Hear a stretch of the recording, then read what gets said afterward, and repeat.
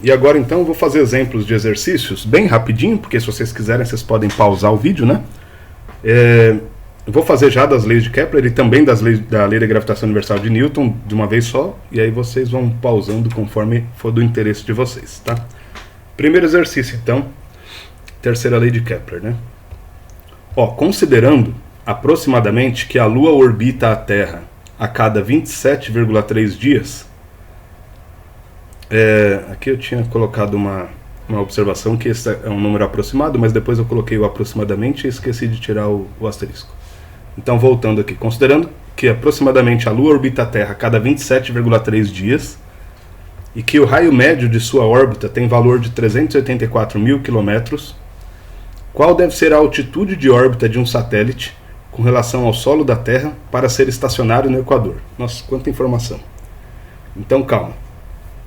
Raio médio do planeta Terra é 6.400 quilômetros. Tá? Isso é o raio do planeta, não da órbita, tá? Do planeta. Então ele fala algumas informações. Fala que a Lua orbita a Terra a cada 27 dias. Beleza, esse é o tempo que leva para a Lua orbitar a Terra. Fala que a distância média da Lua até o centro da Terra, 384 mil quilômetros. E aí pergunta, qual deve ser a altitude de órbita de um satélite, sei lá, um satélite da Globo, satélite da CNN, satélite de GPS, enfim, com relação ao solo da Terra, para ser estacionário no Equador. O que é um satélite estacionário? É um satélite que fica estacionado, entre aspas, acima de uma posição do planeta. Então, por exemplo, se eu quero um satélite da Globo para captar os sinais de comunicação da TV Globo, esse satélite tem que ficar mais ou menos sempre em cima do Brasil. Ele não pode ficar orbitando e indo lá para a China, para a Índia, para o Japão, etc., que vai perder o sinal com o Brasil. Então ele tem que ficar sempre mais ou menos em cima do Brasil. Então ele tem que ser estacionário. Ou seja, ele tem que dar uma volta, e essa que é a questão principal, a órbita dele, ele tem que dar uma volta na órbita a cada 24 horas para acompanhar o Brasil, girando na superfície da Terra. Então a condição é essa. O período orbital de um satélite estacionário tem que ser 24 horas. Tá? Para ele dar uma volta ao redor da Terra junto com as cidades, os países, enfim, que estão na superfície da Terra, né, junto com a Terra. Então, pela terceira lei de Kepler, a gente pode falar assim, que para o sistema Terra, distância média da Lua ao cubo pelo tempo orbital lunar ao quadrado vai ser igual à distância média do satélite ao cubo pelo tempo orbital do satélite ao quadrado. Como ele passou o tempo médio da Lua aqui, 27 dias, então eu tenho TL. Passou a distância média da Lua aqui, 384 mil quilômetros, tenho a distância média da Lua. Essa informação a gente precisava saber, que um satélite estacionário, que é o TS, né, o tempo do satélite estacionário dar uma volta completa, e aí ele quer a distância, calculo o RS. Tá? Então, sem muito segredo, eu tenho a distância da Lua, só tomem cuidado com as unidades de medida, né? 384 mil, então eu estou usando em quilômetros ou quilômetros.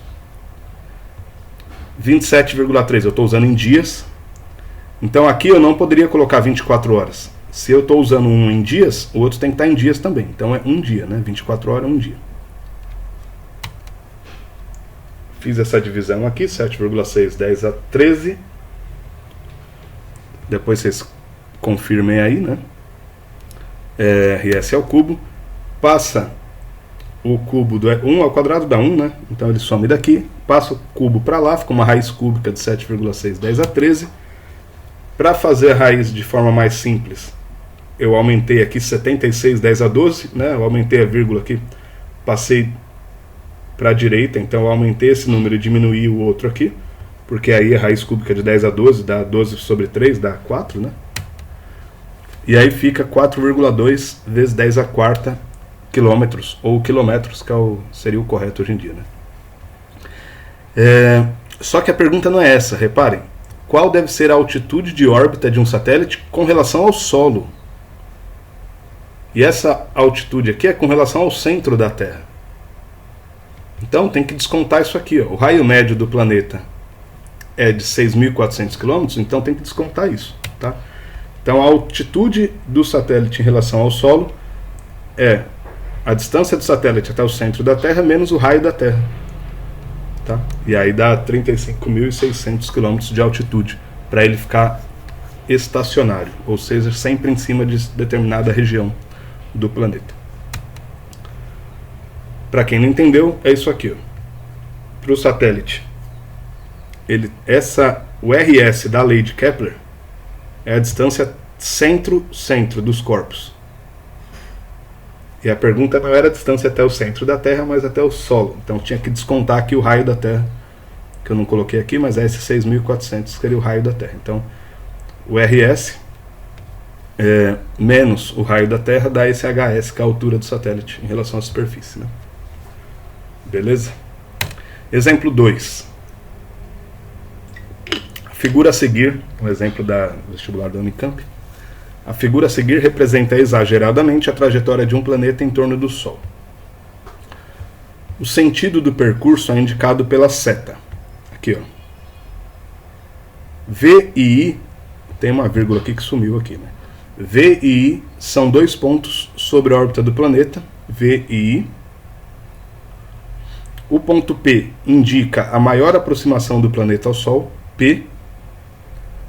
E o ponto A, o maior afastamento do planeta ao Sol, né? Os pontos V, I e o Sol são colineares, então V, Sol, I é uma linha, bem como os pontos P, A e o Sol. P, Sol, A também é uma linha, né? Detalhe importante, pessoal.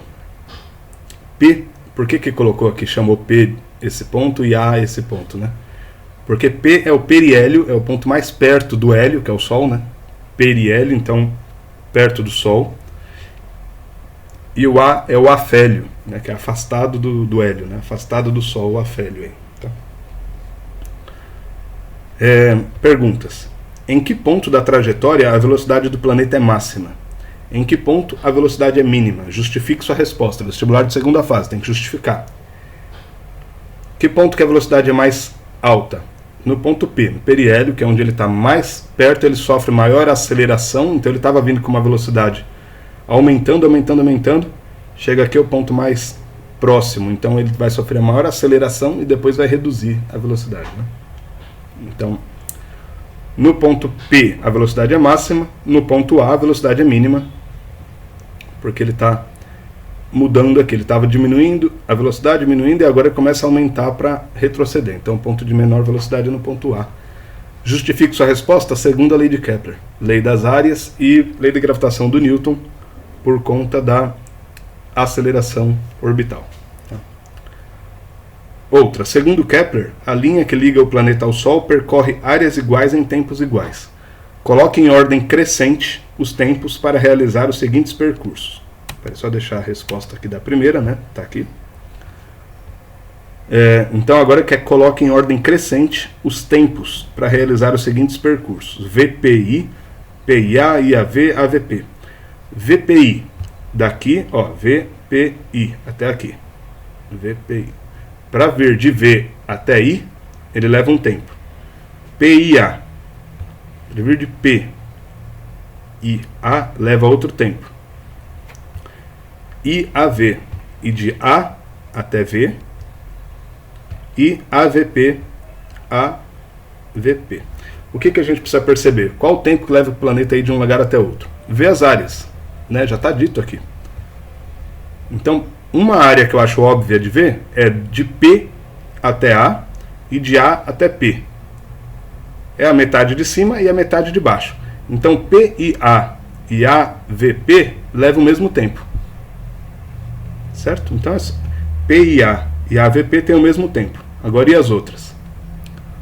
Porque é metade, metade, né?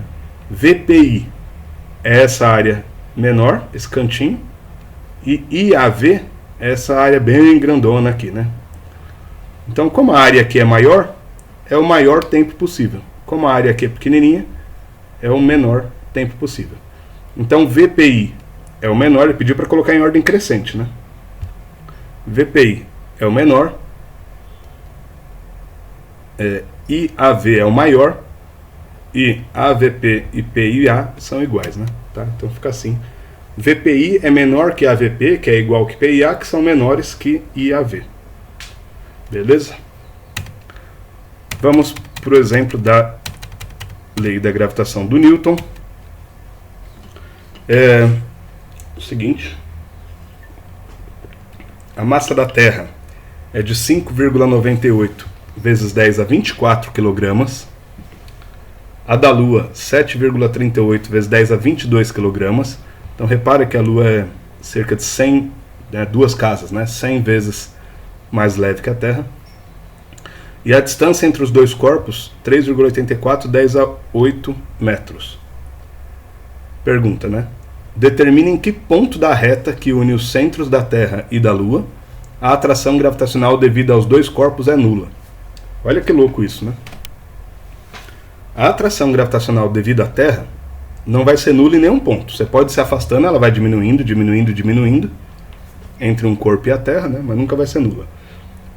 Com relação à Lua também não. A gente aqui na Terra também está sendo atraído pela Lua, só que tem um valor bem menor do que pela Terra, então a gente fica colado na Terra, A gente até pode pular tentando chegar na Lua, mas a gente cai de volta para a Terra porque a atração aqui entre a gente e a Terra é maior, Só que tem um ponto entre a Terra e a Lua que é a atração gravitacional devido aos dois corpos, ou seja, quando você soma o vetor lá, faz a soma das forças, um te puxando para a Terra, outro te puxando para a Lua, a soma dá zero, porque um dá positivo, outro dá negativo, Então quer determinar esse ponto.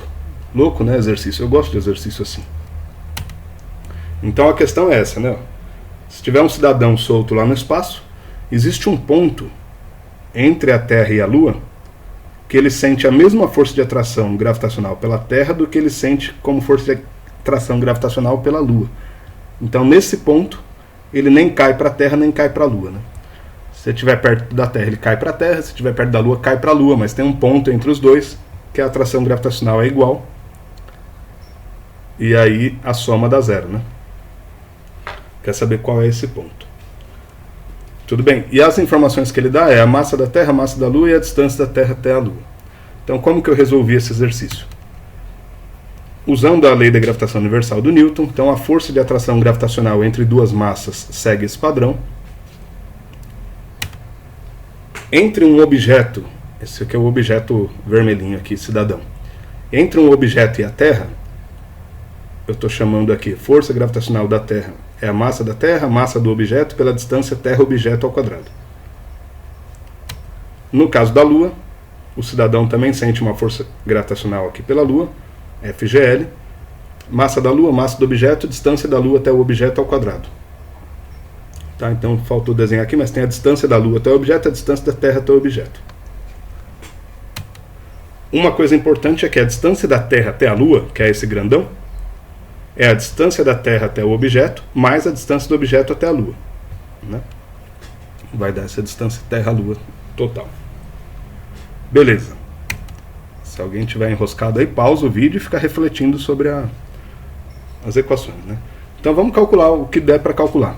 Força gravitacional daqui a pouco eu explico, mas a gente já percebeu que essas forças são iguais, Isso vai ser fundamental para a gente resolver o problema, Então, primeiro, força entre a Terra e o objeto. Eu tenho a constante gravitacional, que é sempre constante, G. A massa da Terra eu também tenho. Não tenho a massa do objeto, que eu coloquei um objeto qualquer, e nem tenho a distância da Terra até o objeto, que é a pergunta, Para quem não lembra, a pergunta é: determine em que ponto da reta que une os centros da Terra e da Lua a atração é nula, No caso da força com relação à Lua, procedimento igual, eu tenho o G, tenho a massa da Lua, mas não tenho a massa do objeto, nem a distância da Lua até o objeto. Contudo, eu tenho essa informação que é a mais importante. Força de atração pela Terra e pela Lua, nesse ponto, tem o mesmo valor. Então, se tem o mesmo valor, eu posso igualar as duas equações. FGT é tudo isso aqui, FGL é tudo isso, então tudo isso é igual a tudo isso, Que bonito. E aí, reparem, eu tenho o G aqui, 6,6710 ohms, também tenho desse lado. Como está tudo multiplicando e dividindo, está fatorado, eu posso cortar o G dos dois lados. Massa do objeto, eu tenho de um lado e tenho do outro lado, então eu posso passar também cortando dos dois lados, né? Então, simplificando, fica isso. O que sobrou? A massa da Terra pela distância da Terra até o objeto ao quadrado e a massa da Lua pela distância da Lua até o objeto ao quadrado. Eu vou voltar aqui, ó. Reparem, o G eu vou cortar dos dois lados e o M também. Então aqui vai sobrar a massa da Terra pela distância da Terra até o objeto e aqui vai sobrar a massa da Lua pela distância da Lua até o objeto. Tá? Simplificada. Passei em cruz aqui, em X, como vocês preferirem, né? Então o LO quadrado passei aqui para cima e o 598,24 passei aqui para baixo. Tá? Resolvi essa divisão e agora passei o quadrado aqui como raiz para o outro lado. E eu tenho que a distância da Lua até o objeto é 0,11 da distância da Terra até o objeto. Aqui a resposta podia acabar aqui já. Ó. Distância da Lua até o objeto, para que as forças sejam iguais, tem que ser 11% da distância da Terra até o objeto, né? 0,11 é 11 por 100, né? 11%. Poderia acabar aqui, mas dá para melhorar.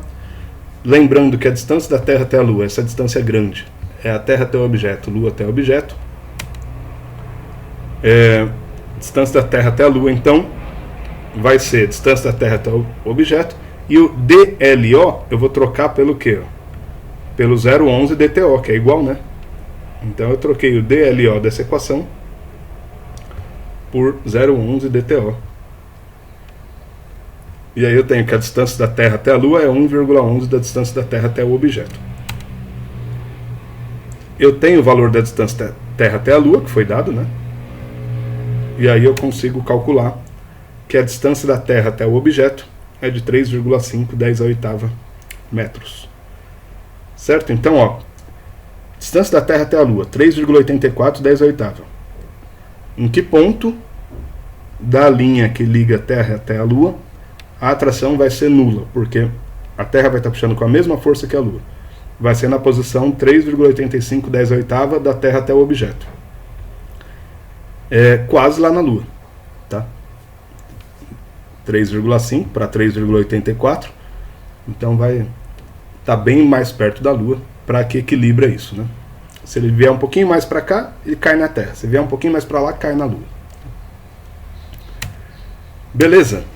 Bom, apesar da loucura desse ano, né, coloquei aqui para finalizar, das perdas materiais que a gente teve e das não materiais também, perdas físicas e psicológicas. Eu acabei de saber que eu perdi um ex-aluno no mês passado para a Covid. Nós aqui sobrevivemos, né, e concluímos o conteúdo básico do segundo ano do campus. Vamos continuar nos cuidando muito, né? A contaminação tá, eu coloquei o quase aqui, mas está descontrolada hoje em dia. E espero que a gente hoje, né, 13, 14, que dia é hoje? 15 de janeiro de 2021, a gente tenha um descontrole quase completo da pandemia. Espero que a gente possa se ver aí até o meio do ano, mas se não, até o final do ano, até vocês se formarem, eu espero que a gente possa se ver, né? O mais importante é a gente continuar vivo, tá? Com saúde. Última atividade que vocês têm que fazer do ano, para quem não ficar devendo nada. Atividade R4, tá lá os exercícios. Se alguém tiver problemas, procura, tal. E não esqueça de verificar, depois vai ter atividade substitutiva para quem perdeu alguma ou não atingiu nota, tá? Até mais então, bom final de ano.